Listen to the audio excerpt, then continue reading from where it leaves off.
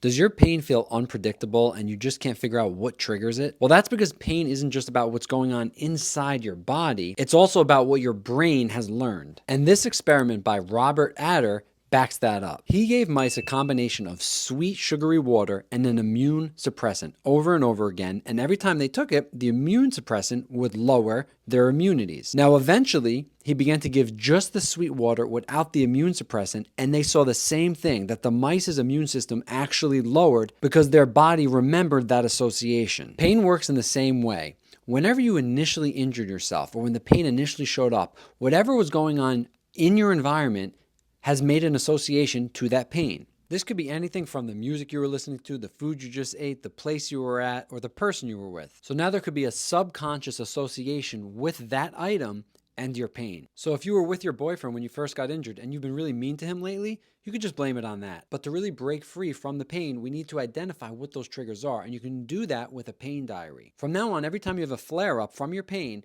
write down exactly what was going on immediately before and during the flare up. This could include things like the position you were in, the place you were in, the people you were with, the food you just ate. And eventually what happens is patterns start emerging. You start to see when you're at your best and when you're at your worst and what's associated with it, what the common denominator is. And once you identify those triggers, you can build a plan so that they no longer trigger your pain.